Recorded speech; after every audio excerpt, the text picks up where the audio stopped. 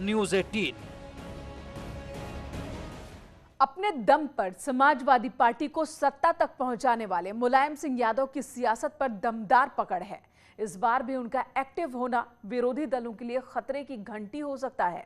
असल में समाजवादियों को मुलायम सिंह जिस तरह मंत्र दे रहे हैं, उससे विरोधियों की धड़कनें भी बढ़ने लगी हैं।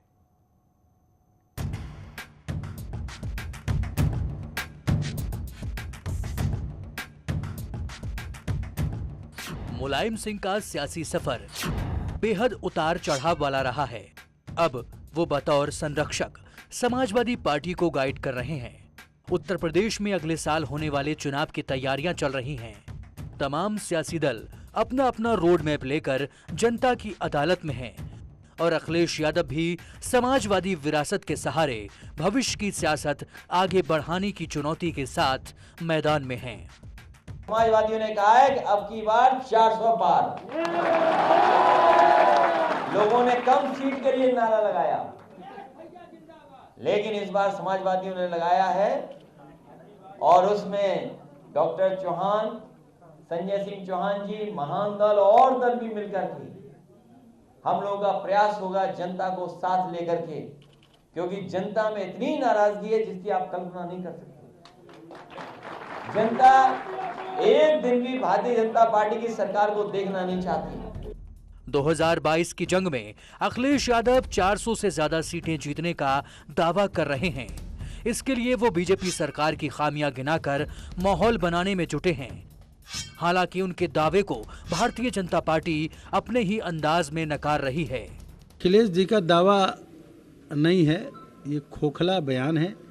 सिर्फ इसलिए कि उनकी पार्टी के लोग समाजवादी पार्टी छोड़कर इस कोरोना संकट काल में ने जो भारतीय जनता पार्टी ने उनकी मदद किया है, वो सपा छोड़ करके भाजपा में शामिल हो रहे हैं। उनको रोकने के लिए एक प्रलोभन देने का, बरगलाने का इनका बयान है। बीजेपी सत्ता बचाए रखने के लिए सरकार की उपलब्धियां गिना रही है, तो अखिलेश के सामने 2012 वाला करिश्मा दोहराने की चुनौती है। इसके लिए वो लगातार संघर्ष भी कर रहे हैं। साइकिल यात्रा हो या दूसरे राजनीतिक कार्यक्रम, उनकी कोशिश हर बार बीजेपी सरकार की खामियां उजागर करने की ही रहती है। भारतीय जनता पार्टी ने जहां किसानों का कर्ज माफ करने का कहा था और वहीं कहा कि जो पैदावार होगी, उसकी जो आय होगी किसान की, उसको हम दोगुना कर देंगे। तो किसानों की पैदावार की आय तो दोगुनी नहीं हुई, लेकिन सिलेंडर कितना हो गया, दोगुना हो गया कि नहीं हो गया? चुनाव से पहले अखिलेश यादव पार्टी का कुनबा बढ़ाने में भी लगे हैं। अखिलेश की कोशिश उन तमाम पुराने नेताओं को साथ लाने की है जो किसी वजह से एसपी का दामन छोड़कर दूर जा चुके हैं। खास तौर पर मुलायम सिंह यादव के जमाने में पार्टी का मजबूत आधार रहे नेताओं को साथ लाकर 2022 में जनाधार मजबूत करना चाहते हैं। सोचो, जो छोड़ के गया होगा कितने कष्ट के साथ गया होगा, कितना दुख हुआ होगा, कितनी परेशानी हुई होगी। आज मैं ये महसूस कर रहा हूं और मेरी कोशिश होगी कि नेताजी के जितने साथी हैं उन सबको कहीं न कहीं से जोड़ा जाए समाजवादी पार्टी में। समाजवादी पार्टी को मुलायम सिंह यादव ने बनाया और राज्य के हर कोने से नेता और कार्यकर्ता जोड़े। यही वजह है कि पार्टी छोड़ चुके तमाम नेता आज भी मुलायम सिंह यादव का सम्मान करते हैं। देखिए, मैं मुलायम सिंह यादव को जानता हूँ। आज भी मैं अगर आदर करता हूँ तो मुलायम सिंह जी का करता हूँ। सर, तो मुलायम सिंह जी अगर कहें तो आप वापसी करेंगे? मेरा ख्याल मुलायम सिंह जी कहेंगे भी नहीं, वो जानते मेरी जिद को, मेरे तौर तरीके को।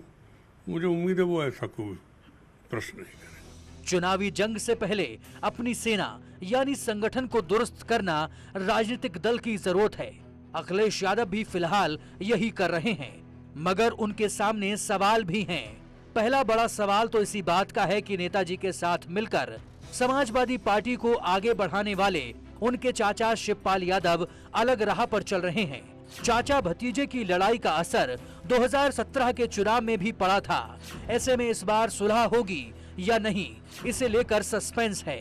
हालांकि शिवपाल यादव बार बार गठबंधन की बात दोहरा रहे हैं।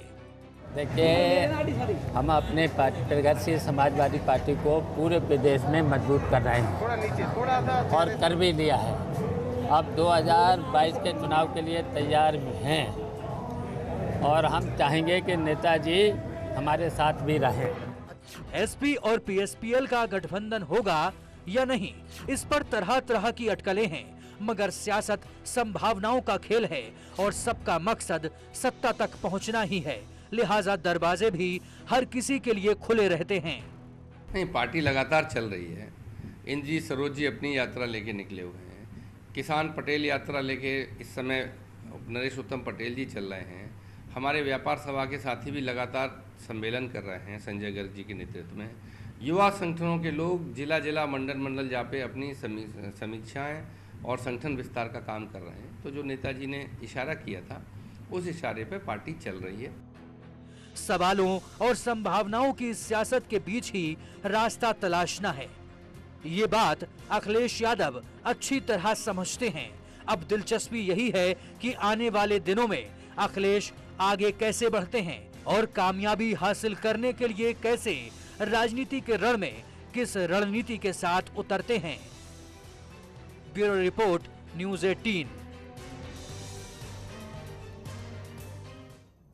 मुलायम सिंह यादव पार्टी के साथ खड़े हैं और इसके बाद भी अखिलेश यादव के सामने तमाम चुनौतियां हैं, जिनसे बाहर निकलकर ही उनका सपना साकार हो सकता है। बतौर अध्यक्ष अखिलेश की पहली चुनौती संगठन को मजबूत करने की है। पुराने और नए नेताओं के बीच तालमेल बनाना भी उनके सामने एक बड़ी चुनौती है।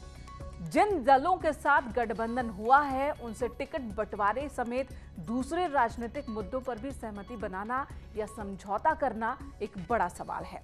इसके अलावा चाचा शिवपाल यादव, उनसे उनका जो सियासी रिश्ता है वो कैसा रहेगा, इसका फैसला भी चुनाव से पहले ही करना पड़ेगा। गठबंधन में कितने नए साथियों को जोड़ा जाए, इस पर भी तेजी से फैसला लेना होगा। 2012 में समाजवादी पार्टी अपने दम पर बहुमत में आई थी, लिहाजा इस बार भी उसी तरह का करिश्मा दोहराने की चुनौती होगी ताकि सत्ता मिले तो सरकार चलाने में दबाव ना हो। बीजेपी का चुनाव अभियान हमेशा नए तरीके का होता है और ऐसे में उनकी रणनीति का अखिलेश यादव क्या तोड़ निकालते हैं, इस पर भी सबकी नजर होगी। आजम खां की सेहत सही नहीं है और ऐसे में मुस्लिम वोट बैंक को अखिलेश अपने साथ कैसे बनाए रखेंगे, ये भी उनके सामने एक बड़ी चुनौती है। समाजवादी पार्टी पर परिवारवाद को लेकर भी हमेशा आरोप लगते रहे हैं और ऐसे में इन सवालों का जवाब देना भी चुनाव के दौरान अखिलेश के लिए एक बड़ी चुनौती होने वाली है।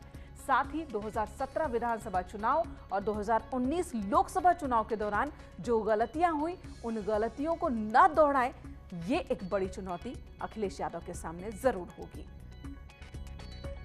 चलिए।